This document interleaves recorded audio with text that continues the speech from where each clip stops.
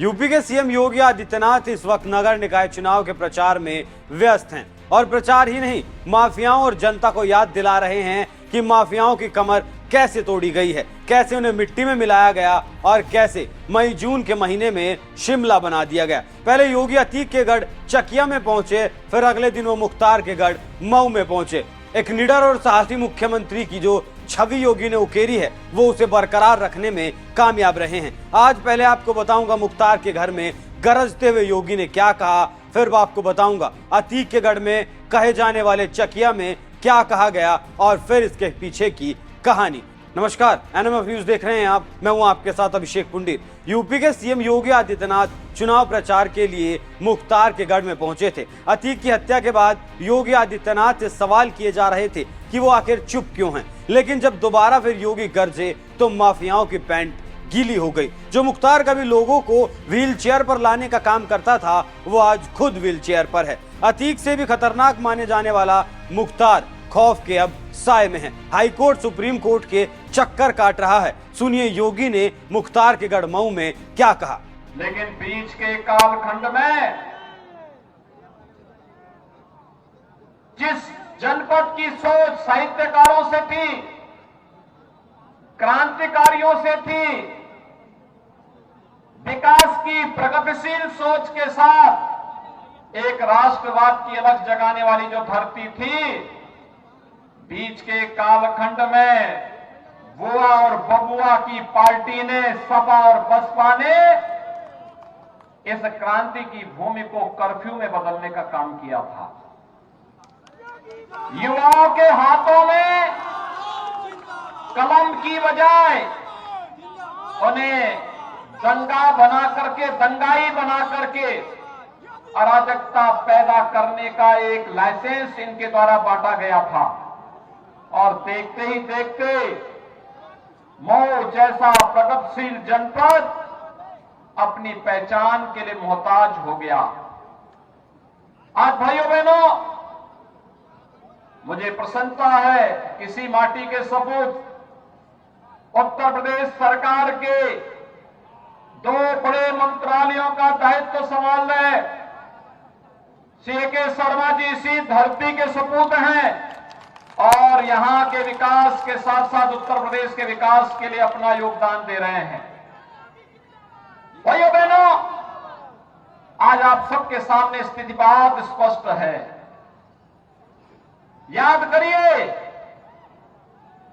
जो लोग पर्व और त्योहारों में उपद्रव पैदा करके यहां की कानून व्यवस्था को व्हील चेयर में लाने का काम करते थे, आज वे स्वयं व्हील चेयर में पड़े हुए हैं और सांस लेने के लिए तरस रहे हैं।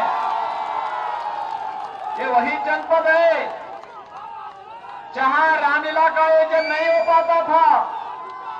याद करिए, ये वही जनपद है, रामलीला के आयोजन को प्रतिबंधित किया था समाजवादी पार्टी की सरकार ने।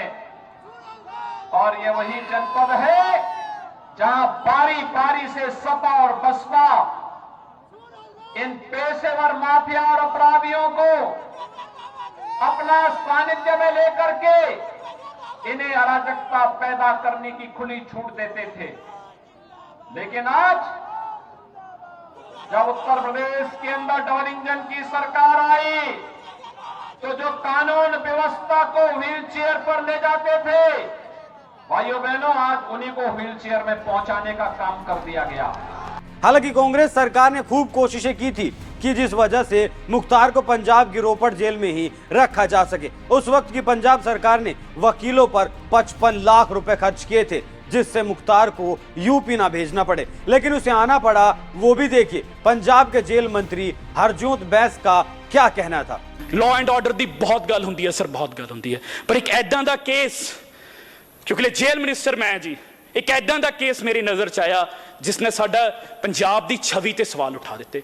सर, इंडिया दा नामी gangster Mukhtar Ansari was kept in a Punjab jail for 2 years and 3 months. एक जाली FIR करके मोहाली दे विच उस शख्स ते 10 परचे से यूपी ते एक जाली FIR करते उस FIR दे विच कोई चलान नहीं होया सर।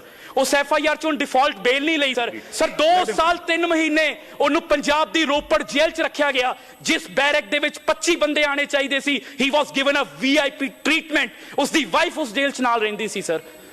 ਸਰ ਇੱਥੇ ਨਹੀਂ ਰੁਕਦੀ ਗੱਲ। सर ਇੱਥੇ नहीं रुकदी हुण 2 साल 3 महीनों च की फोन यूज किए होंगे किन्ने गैंगस्टर फायदा किए होंगे। सर यूपी गवर्नमेंट ने 26 वारी प्रोडक्शन वारंट कढ़िया 26 वारी पंजाब ने सुनिया नहीं। Then the UP government filed a writ in supreme court of India Mukhtar Ansari नूं बचाउण दे लई। सर सीनियर एडवोकेट जिहदी 11 लाख रुपया पेशी की फीस सी 11 लाख रुपया एक दिन की फीस सी 55 लाख का बिल सानू आया होया 55 लाख रुपया असी क्यों दईए 55 लाख रुपए दे सर ਅਸੀਂ ਬਿੱਲ ਦਈਏ ਜਿੱਥੇ ਸਾਡੀ ਸਟੇਟ ਦਾ 108 ਕਰੋੜ ਰੁਪਇਆ ਲੱਗਿਆ ਅਸੀਂ ਵਕੀਲ ਨਹੀਂ ਕਰਦੇ ਜਿੱਥੇ ਅਸੀਂ ਗੈਂਗਸਟਰ 2 ਸਾਲ 3 ਮਹੀਨੇ ਉਹਨੂੰ ਆਪਣੇ ਕੋਲ ਰੱਖਿਆ 5 ਸਟਾਰ ਫੈਸਿਲਿਟੀਆਂ ਦਿੱਤੀਆਂ। ऑनरेबल स्पीकर साहब I repeat my words that we have ordered an FIR and the truth will be out to the people of Punjab। अब आपको सुनाता हूं उस गढ़ में योगी ने क्या कहा जहां की जनता अतीक का नाम लेने से पहले भी सोचती थी, जहां अतीक को खौफ का दूसरा नाम कहा जाता था, जहां की धरती को खून से लाल करने का काम अतीक ने किया था।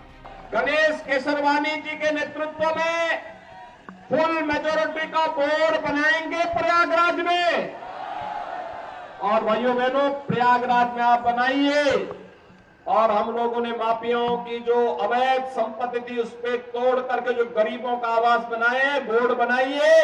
अगले महीने उस संपत्ति पर गरीबों को आवास आवंटन करने के लिए भी आने जा रहे हैं। यहां पर जो भी माफिया गरीबों की संपत्ति पर कब्जा करके ऐसे कब्जा करने का प्रयास करेगा उसकी संपत्ति को ऐसे ही जब्त करके गरीबों के लिए आवास बनाने का काम सरकार करेगी। डबल इंजन की सरकार करेगी। हर गरीब को संरक्षण देंगे, हर शरीफ को हर व्यापारी को सुरक्षा देंगे। लेकिन राज्य सरकार भ्रष्टाचार और अपराध में जीरो टॉलरेंस की नीति के तहत कार्य अपना अनवरत जारी रखेगी। इस विश्वास के साथ श्री गणेश केसरवानी जी के नेतृत्व में भारतीय जनता पार्टी के फुल मेजोरिटी के बोर्ड को बनाने की अपील प्रयागराज वासियों से करता हूं। अब सुनिए बुंदेलखंड में योगी ने क्या कहा। बुंदेलखंड की धरती से एक बार फिर योगी ने अपराधियों को समझा दिया कि जो गरीब और मजलूम है उसे छेड़ना नहीं है और जो अपराधी है सरकार से छोड़ने का काम नहीं करेगी। बुंदेलखंड में कोई किसी नेता का गुर्गा यहाँ आकर के जबरदस्ती यहाँ के संसाधनों पर डकैती नहीं डाल सकता। उस डकैतों को अंदर भेज चुके हैं। बाकी की बारी होगी तो जवाहरलाल जिस दिन घर में बैठेगा उस दिन फिर से हो जाएगा। भाइयों बहनों हम संसाधन पे डकैती डालने की छूट नहीं देंगे किसी को और सरकार ने पहले से तय कर रखा है। हम तो पहले से कहते हैं कि भाई देखो किसी गरीब और किसी शरीफ को छेड़ना नहीं है लेकिन किसी गुंडा और किसी अपराधी को सीना तान करके चलने भी नहीं देना है। भाइयों बहनों आज सरकार की नीति स्पष्ट है।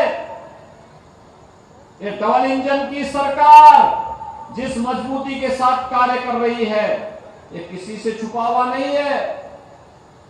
आपने देखा होगा सरकार के कार्य को। हमने जो कहा सो करके दिखाया।